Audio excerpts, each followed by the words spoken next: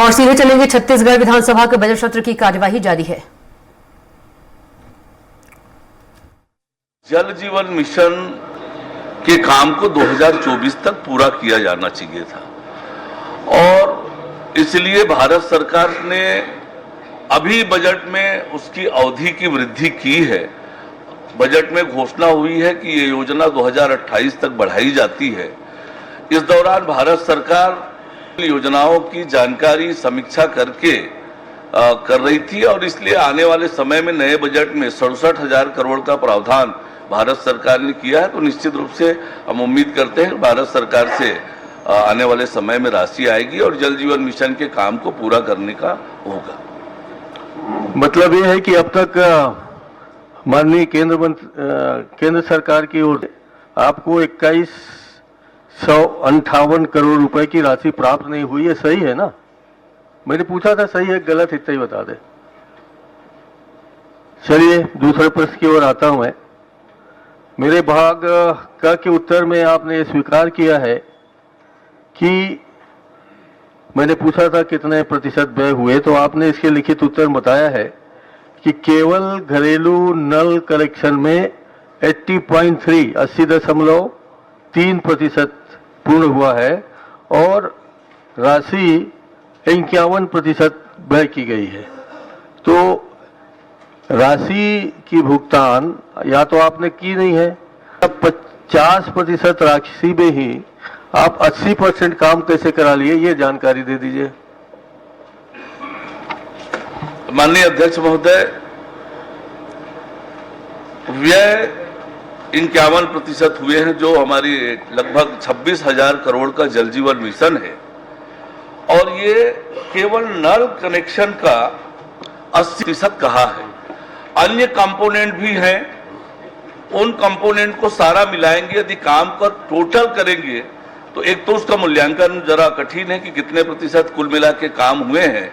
ये नल कनेक्शन, प्रति घर में जो नल कनेक्शन हुआ है उसका प्रतिशत है 80%, पर पूरे काम को देखेंगे तो 50 से 60% के आसपास ही जल जीवन मिशन के काम पूरे हुए हैं और ये जो राशि है उसी हिसाब से आई है।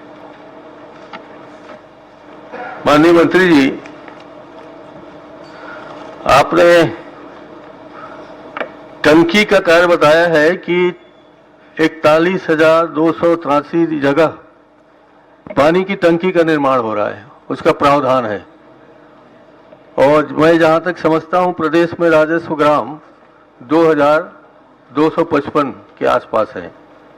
तो एक गांव में 2 टंकी बना रहे हैं, 3 टंकी बना रहे हैं, इसकी जानकारी दे पाएंगे?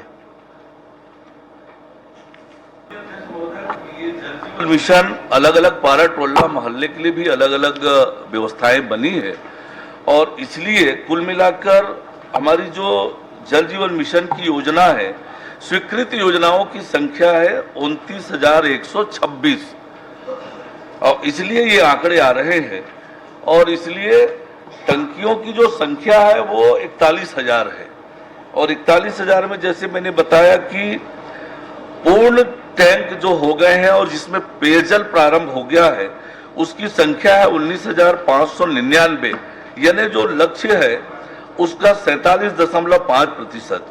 निर्माण काम 15,776 के अधूरे हैं और निर्माण हो गया है टंकी का, पर पेयजल प्रारंभ नहीं हुआ है। ऐसी टंकियों की संख्या 5,908 है और जल सोर्स के लिए लगातार काम किया जा रहा है।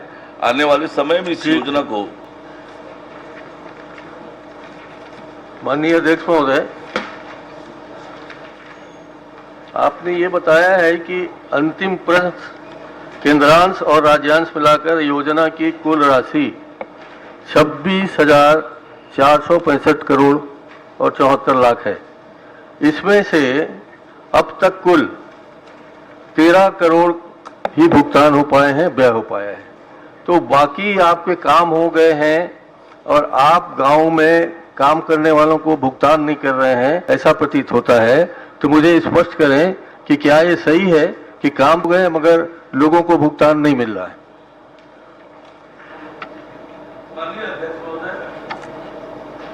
ये सही है कि कुल मिलाकर 13,484.44 करोड़ रुपए का भुगतान, ये राशि उपलब्ध हुई थी। इसमें 13,376.94 करोड़ रुपए का भुगतान हुआ है।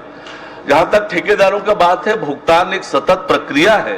राशि की उपलब्धता के आधार पर भुगतान लगातार किया गया है और आने वाले समय में भी राशि की उपलब्धता के आधार पर भुगतान करेंगे। श्री अनु शर्मा जी, क्रमांक 8। राशि का भुगतान नहीं होने के कारण ठेकेदार काम नहीं कर रहे हैं और यहाँ काम नहीं होने से प्रगति लगभग शून्य तो नहीं कहूंगा, चल रहा है प्रगति जैसा चलना चाहिए विभाग में। और यही प्रगति देख के केंद्र सरकार आपको पैसे नहीं दे रही है और इस कारण पूरा छत्तीसगढ़ इस प्रगति को लेकर, मैं आप पर आरोप नहीं लगा रहा हूं, आप चिंतित मत होइएगा। आपके विभाग की प्रगति, आपके विभाग का जो भुगतान करने का नियम है, कानून है, जैसा भी है आपने बनाया होगा या बना होगा पहले से, उसके कारण। अध्यक्ष जी, नेताजी ये तो पुराने कार्यकाल का ही है।